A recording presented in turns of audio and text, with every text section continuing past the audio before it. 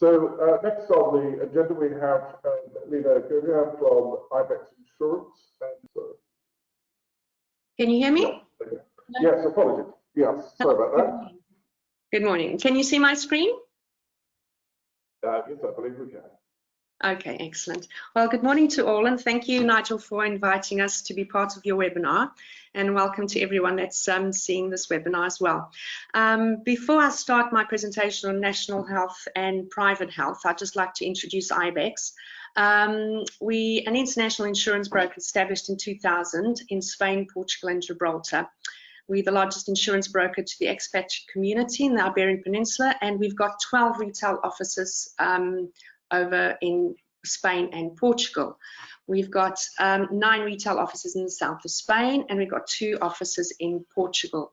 Besides medical insurance, we also offer, let me just go there. We also offer several types of other insurances, from car insurance, household insurance, pet insurance, so everything that you might need when you move over to Portugal. I'll start off by talking about the healthcare in Portugal. The healthcare system in Portugal consists of 3 different coexisting systems. So you can access the healthcare in Portugal through the National Health Service, which is very similar to the NHS. It's called the Serviço Nacional de Saúde, the SNS.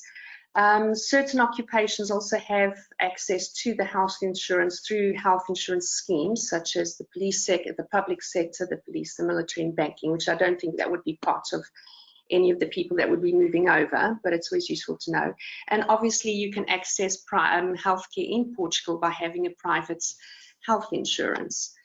So how do you access the national healthcare in Portugal? You can do that by 3 means. Either use the Portuguese National Health System service as a resident, or using the European Health Insurance card for temporary stays, or by using, as Edwina said, your S1 form, which you can obtain from the UK. So how do you register for the National Health System? Firstly, you have to become a resident. If you're coming over to Portugal to work, you have to obtain what we call a social security number. You have to obtain this whether you're working for an employer or if you're self-employed. If you're coming over as a pensioner, you can get the SN1 form in the UK.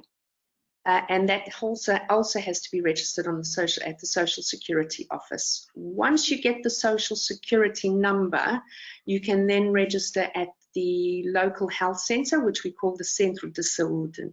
And in order to do so, you will need your residence certificate, your passport, your tax identification number, in other words, your fiscal number, and your Social Security number, or S1 form.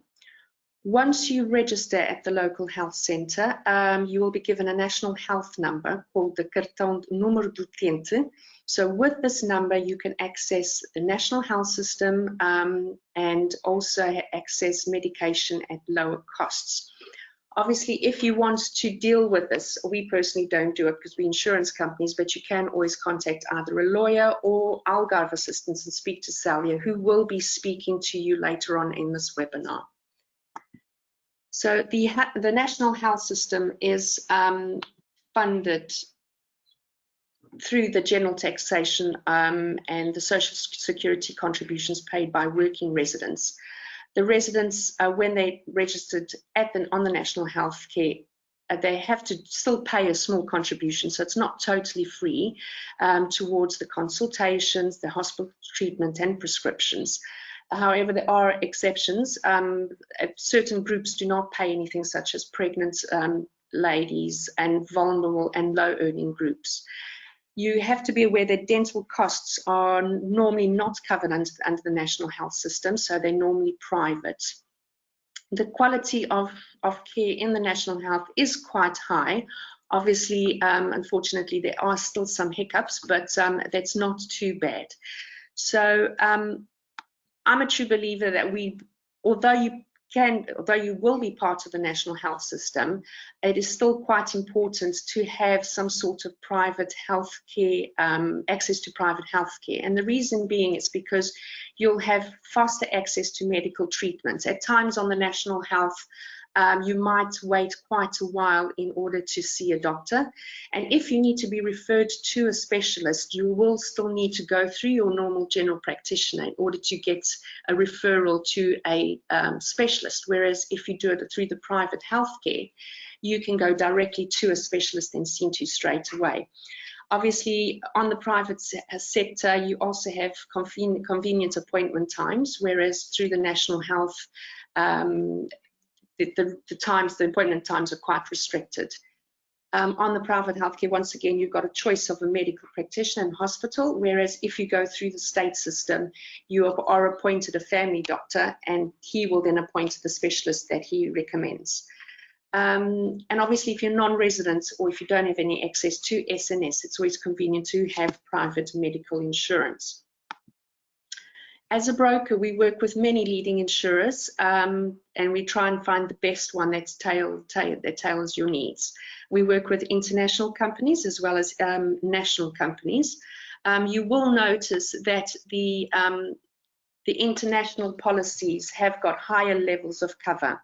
They normally are in their millions, their overall limits, whereas the Portuguese policies are normally in their thousands. Portuguese policies are basically for Portugal only. They do have a slight international medical cover for emergencies only, but they're basically for Portugal only. Whereas the international policies, you can choose from worldwide cover, including or excluding USA, or European cover. Because of these differences, obviously the Portuguese policies, the premiums on Portuguese policies, premiums are normally lower than those on the international policies. But on the international policies, obviously you've got free choice of any medical provider worldwide or in Europe. Whereas on the Portuguese policies, you're normally restricted to the medical providers that are part of the network. On the international policies, you normally, for outpatient treatment, you pay the full amount and then you request the reimbursement. The convenience of the Portuguese policies is that if you use the network, you only pay the co-payments, which is normally for a consultation, either 15 euros or 18 euros, depending on the policy you choose. You have to be aware that when you take out a Portuguese policy, you will have standard waiting periods for all treatments. Normally they range between 2 months and 3 months and are sometimes extended to a year for specific treatments. Whereas on the international policies, you don't have any waiting periods, an exception for health screenings, which is normally a year. You also have to be aware that obviously by moving to Portugal, and if you take out a Portuguese policies, the policy documentation will be in Portuguese. Some insurance companies are already starting to issue documentation in English, but most of them will only be in Portuguese, which obviously doesn't happen with the international policies, which documentation is all available in English. The other major difference between the Portuguese policy and the international policy is that there is limited cancer treatment on Portuguese policies, whereas on the international policies, cancer treatment is covered in full up to the total capital insured. One thing you also have to be aware of, which unfortunately I didn't add on my table, is that there are age restrictions in order to take out medical insurance, and that you have to be aware of. Normally the Portuguese policies, you can only take out up to the age of 64, whereas the international policies may vary between 74 and 80. There is one Portuguese insurance company which there has no age limit, which is a French-based insurance policy company which came to Portugal a few years ago. So that could be an option for the people that are thinking of retiring in Portugal. So this is just an overall summary of the covers available on the insurance companies we offer. As you can see, the international companies, AXA, a la carte, Boop and Morgan Price, normally the overall covers are quite high in their millions, whereas if you compare to the Portuguese insurance companies, they're in their thousands. So within the Portuguese insurance companies, cover can vary from 15,000 euros to 1 million, depending on the insurance company you choose from. So the MGen, the one on the top of this page, is the one that's got no limit on no age limit in order to adhere to the policy. So how do you pay for the medical expenses? So depending on the policy you choose, you can either have a reimbursement policy, which is normally what happens on the international companies. So with outpatient treatment, you pay for the full amount and then you request the reimbursement. Whereas on the Portuguese insurance companies, you're normally given a card. You go to the medical providers that are part of the network, and you only pay a co-payment at the time you receive the treatment, which for consultations may vary between 15 and 18 euros, and for medical examinations you may just pay 10% of the cost. When taking out a medical insurance, you can opt for 3 different types of underwriting. This means this is very important with regards to if you've got pre-existing medical conditions. So normally the insurance companies do a full medical underwriting, which means that when you fill in the application form, you also have to fill in a medical questionnaire. And anything pre-existing will be excluded. And this especially if you take medication or receive treatment for an ongoing condition.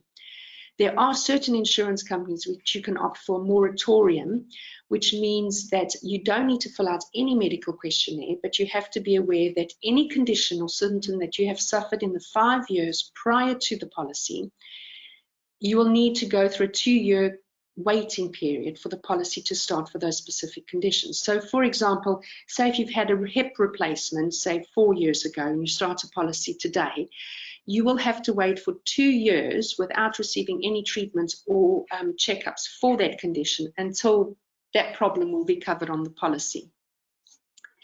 And the last option would be the last option would be the medical history disregarded, which is another type of underwriting, which is the most expensive one and not all companies offer. So no conditions will be excluded from this policy. However, medically history disregarded underwriting is only available on company schemes or when you transfer from a company scheme to an individual policy. It is the most expensive kind of underwriting available and normally is only available on the international policies. So this is just a small summary of how you can access the private care and the national care. If you require any further information, you can always give me a call or send me an email and I'll be pleased to send you some information.